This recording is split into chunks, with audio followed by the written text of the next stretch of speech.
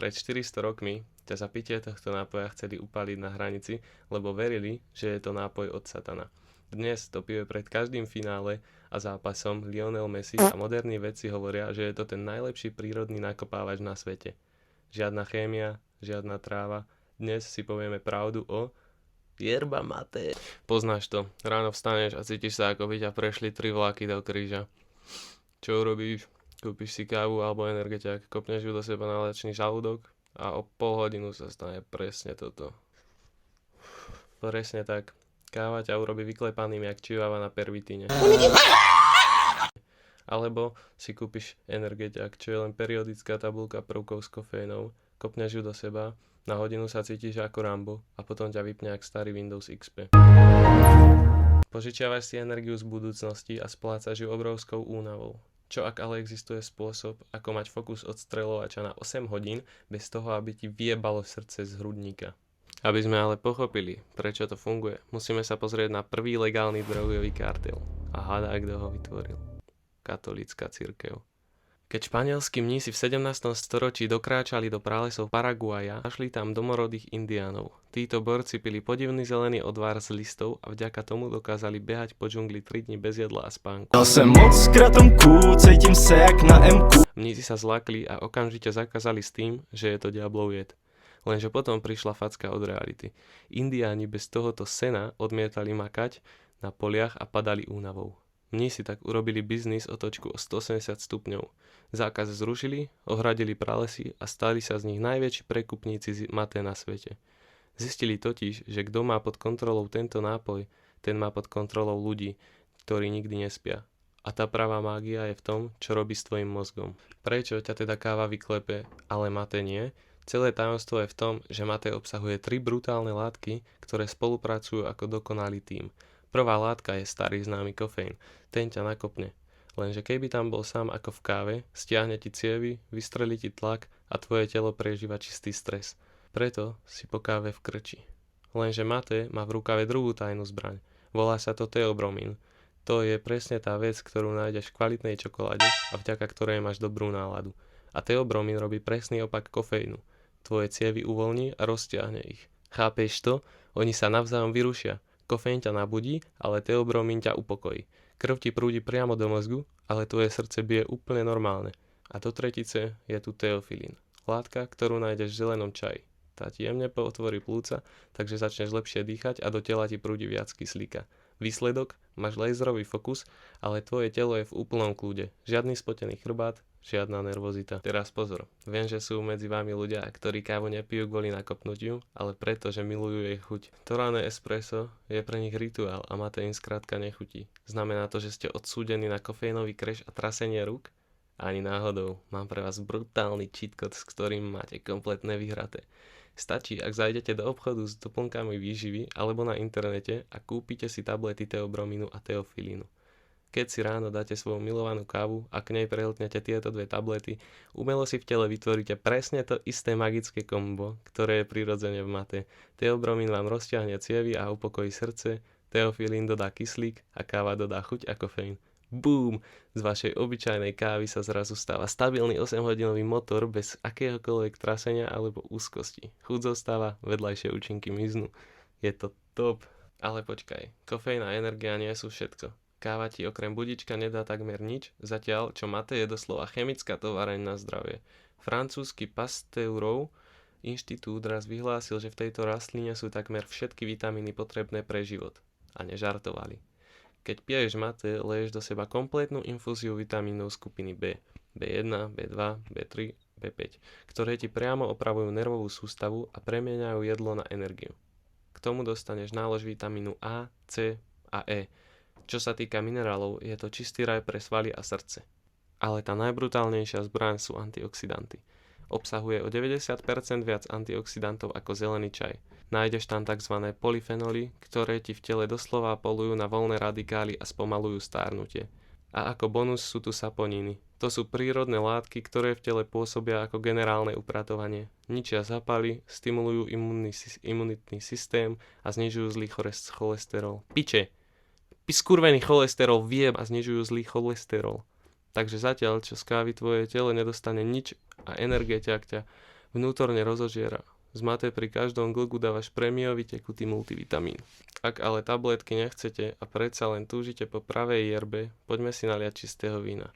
Keď si to dáš prvýkrát v živote, tvoja reakcia bude pravdepodobne preboha, veď to chutí ako vyluhovaný popolník, alebo vyúdená klobasa, alebo ako kratom.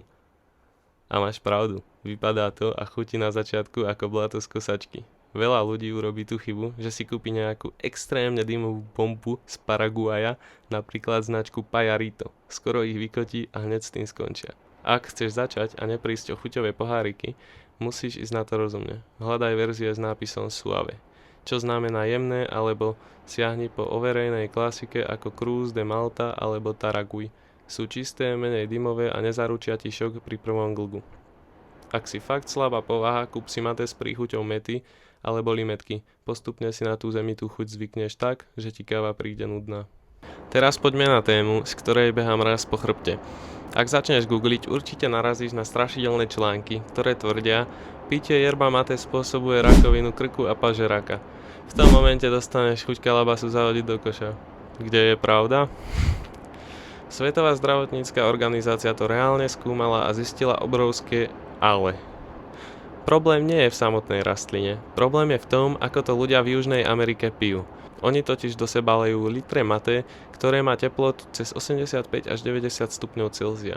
A je vedecky dokážané, že ak piješ akýkoľvek nápoj vrátane obyčajnej vriacej vody alebo čaju, ktorý ti doslova obhára krk každý deň, poškodzuješ si bunky a riskuješ chorobu. Ak zalievaš mate tak, ako sa má, čiže s vodou s teplotou okolo 70 až 80 stupňov, ktorá ťa nepopáli, toto riziko úplne mizne. Mate samotné je naopak plné antioxidantov, ktoré tvoje telo chránia. Sa pozrieme na niečo, čo zaujíma Teraz sa pozrieme na niečo, čo zaujíma každého z nás. Peňaženka. Koľko ťa reálne stojí tvoja denná dávka energie? Poďme počítať. Ak si zvyknutý na poriadnu kávu z kaviarne, necháš tam denne kľudne 3 až 4 eurá. Za mesiac je to cez 100 len za to, aby si ráno otvoril oči. Ak fičíš na energetiakoch, jedna plechovka ťa vyjde 1,50 až 2,50 eur. Keď dáš 2 denne, mesačne si v mínuse 60 až 120 eur za farebnú chémiu, z ktorej máš akurát tak nabehnuté na žalúdočné vredy. A teraz prichádza yerba mate. Celé kilové balenie prémiovej yerby kúpiš za nejakých 12 až 15 eur. Na jednu kalabasu spotrebuješ zhruba 30 až 50 gramov. Hovoríš si, OK, veď to miniem za chvíľu. Lenže tu je najväčší trik, o ktorom nikto nehovorí. Mate nie je káva, ktorú raz luhuješ a vyhodíš. Jednu jedinú dávku v mate v kalabase môžeš zalievať znova celý deň, 5-krát, 7-krát, kľudne aj 10-krát, kým to nestratí chuť, či už na teplo, alebo na ľadové ako terere. To znamená, že za nejakých 50 centov máš brutálny prínos energie na nejakých 12 hodín. Mesačne ťa to vyjde 15 eur, ušetríš 100 mesačne a tvoje telo nedostane žiadne chemikálie, iba brutálny fokus, vitamíny, antioxidanty a energiu. Ak si myslíš, že tu len čítam nejaké poučky z internetu, vyvedem ťa z omylu. Ja sám pijem yerba mate už 7 mesiacov a na rovinu ti hovorím, neviem sa toho vynachváliť. Odkedy som na to prešiel, nepijem prakticky nič iné. Ten rozdiel v produktivite je brutálny.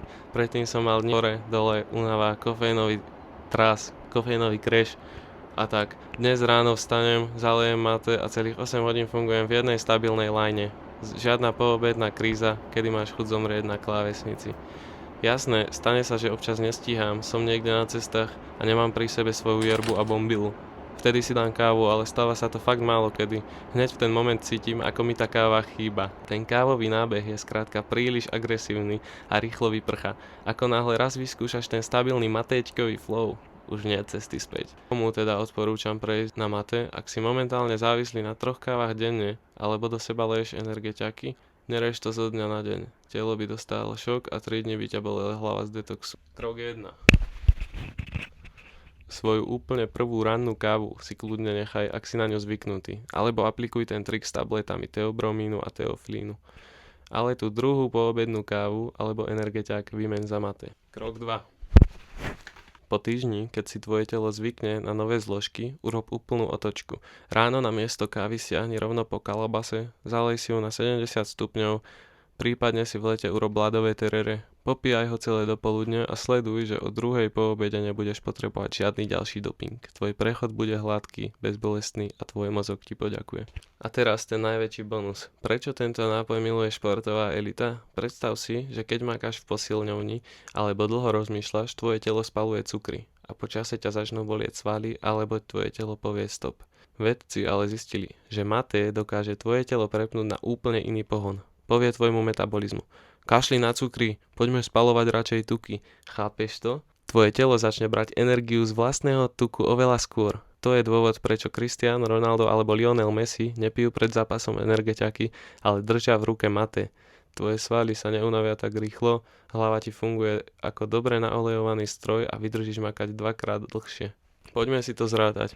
Káva je ako šprint. Rýchlo vybehneš, ale rýchlo patneš na hubu. Energy drinky sú len čistá chémia zafarbená na modro, z ktorej ti akurát tak vyskočí tlak a zrujnuje ti peňaženku. A yerba mate?